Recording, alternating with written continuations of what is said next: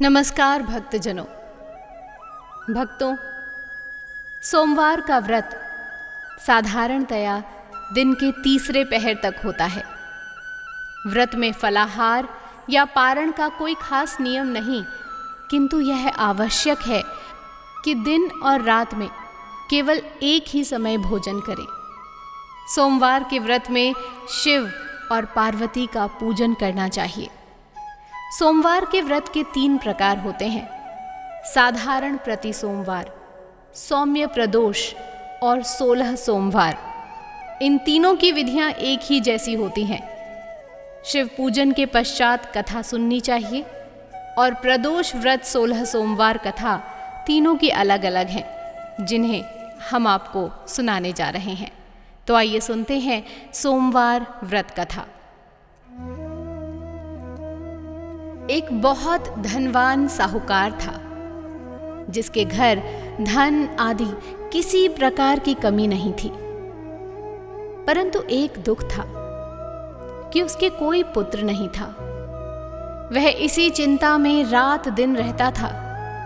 वह पुत्र की कामना के लिए प्रति सोमवार को शिव जी का व्रत और पूजन किया करता था तथा सायंकाल को शिव मंदिर में जाकर शिव जी के श्री विग्रह के सामने दीपक जलाया करता था। उसके इस भक्ति भाव को देखकर एक समय श्री पार्वती जी ने शिव जी महाराज से कहा कि महाराज, यह साहूकार आपका अनन्य भक्त है और सदैव आपका व्रत और पूजन बड़ी ही श्रद्धा से करता है। इसकी मनोकामना पूर्ण करनी चाहिए। शिव जी ने कहा, हे पार्वती, ये संसार कर्म क्षेत्र है। जैसे किसान खेत में जैसा बीज बोता है वैसा ही फल काटता है, उसी तरह इस संसार में जैसा कर्म करते हैं वैसा ही फल भोगते हैं। पार्वती जी ने आग्रह से कहा, महाराज, जब यह आपका अनन्य भक्त है और इसको किसी प्रकार का दुख है तो उसको अवश्य दूर करना चाहिए, क्योंकि आप सदैव अपने भक्तों पर दयालु रहते हैं और उनके दुखों को दूर करते हैं। यदि आप ऐसा नहीं करेंगे तो मनुष्य आपकी सेवा तथा व्रत क्यों करेंगे? पार्वती जी का ऐसा आग्रह देख शिव जी महाराज कहने लगे, हे पार्वती जी, इसके कोई पुत्र नहीं है। इसी चिंता में यह अति दुखी रहता है। इसे भाग्य में पुत्र न होने पर इसको पुत्र की प्राप्ति का मैं वर देता हूं, परंतु यह पुत्र केवल 12 वर्ष जीवित रह सकेगा। इसके पश्चात वह मृत्यु को प्राप्त हो जाएगा। इससे अधिक मैं और कुछ इसके लिए नहीं कर सकता। ये सब बातें साहूकार सुन रहा था। इससे उसको ना कुछ प्रसन्नता हुई और ना ही दुख हुआ। वह पहले जैसा ही शिवजी महाराज का व्रत और पूजन करता रहा। कुछ काल व्यतीत हो जाने पर साहूकार की स्त्री गर्भवती हुई और उसे 10वें महीने में गर्भ से अति सुंदर पुत्र की प्राप्ति हुई।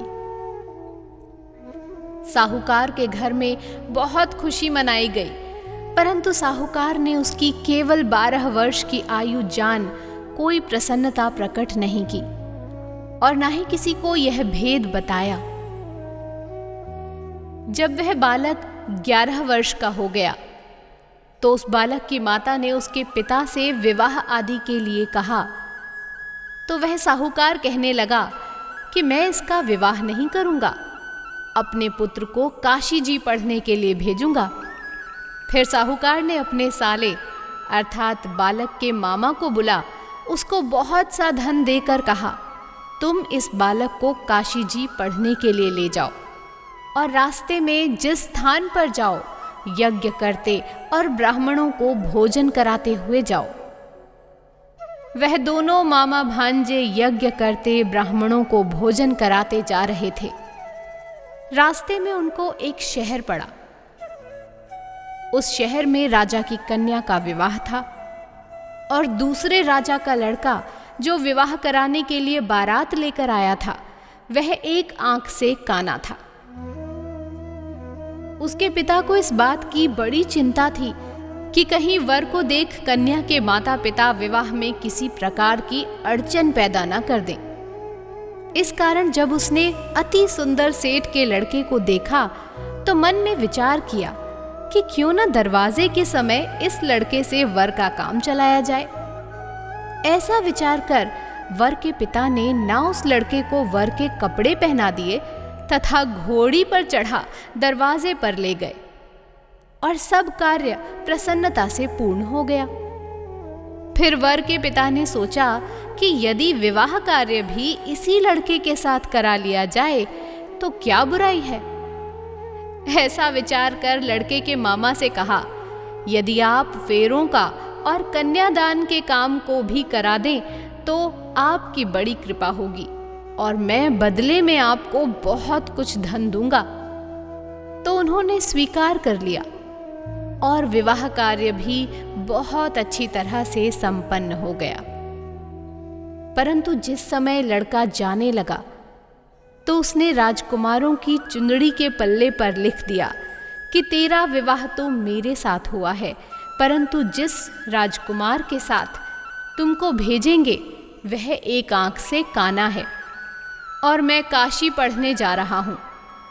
लड़के के जाने के पश्चात उस राजकुमारी ने जब अपनी चुंदड़ी पर ऐसा लिखा हुआ पाया तो राजकुमार के साथ जाने से मना कर दिया और कहा कि यह मेरा पति नहीं है, मेरा विवाह इसके साथ नहीं हुआ है, वह तो काशी पढ़ने गया है। राजकुमारी के माता पिता ने अपनी कन्या को विदा नहीं किया और बारात वापस चली गई। उधर सेठ का लड़का और उसका मामा काशी पहुंच गए। वहां जाकर उन्होंने यज्ञ करना और लड़के ने पढ़ना शुरू कर दिया। जब लड़के की आयु 12 साल की हो गई, उस दिन उन्होंने यज्ञ रचा रखा था कि लड़के ने अपने मामा से कहा, मामा जी, आज मेरी तबीयत कुछ ठीक नहीं है। मामा ने कहा, अंदर जाकर सो जाओ। लड़का अंदर जाकर सो गया और थोड़ी देर में उसके प्राण निकल गए। जब उसके मामा ने आकर देखा तो वह मुर्दा पड़ा है, तो उसको बड़ा दुख हुआ और उसने सोचा कि अगर मैं अभी रोना पीटना मचा दूंगा तो यज्ञ का कार्य अधूरा रह जाएगा। अतः उसने जल्दी से यज्ञ का कार्य समाप्त कर ब्राह्मणों के जाने के बाद रोना पीटना आरंभ कर दिया। संयोगवश उसी समय शिव पार्वती जी उधर से जा रहे थे। जब उन्होंने जोर जोर से रोने की आवाज सुनी तो पार्वती जी कहने लगी, महाराज, कोई दुखिया रो रहा है, इसके कष्ट को दूर कीजिए। जब शिव पार्वती ने पास जाकर देखा तो वहां एक लड़का मुर्दा पड़ा था। पार्वती जी कहने लगी, महाराज, ये तो उसी सेठ का लड़का है जो आपके वरदान से हुआ था। शिवजी ने कहा, हे पार्वती, इसकी आयु इतनी ही थी, सो भोग चुका। तब पार्वती जी ने कहा, हे महाराज, इस बालक को और आयु दो, नहीं तो इसके माता पिता तड़प तड़प कर मर जाएंगे।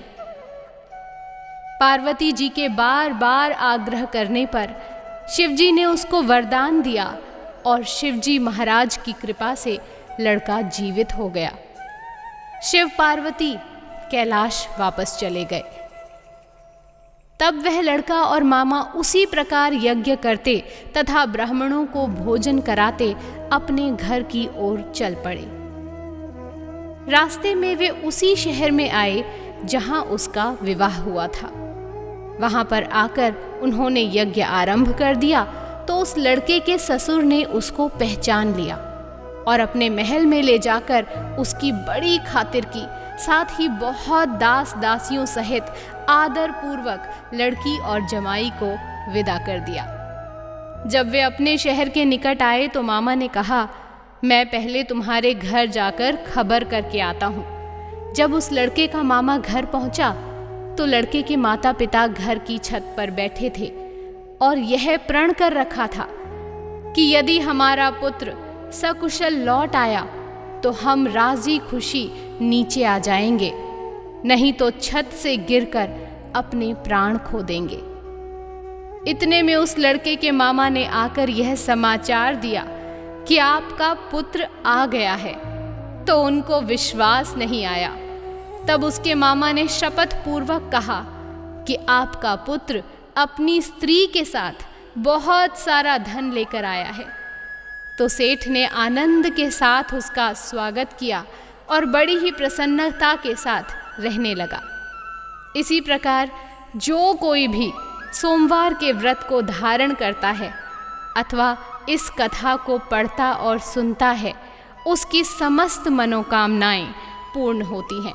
भगवान शिव की कृपा से उसके सभी दुख दर्द दूर हो जाते हैं।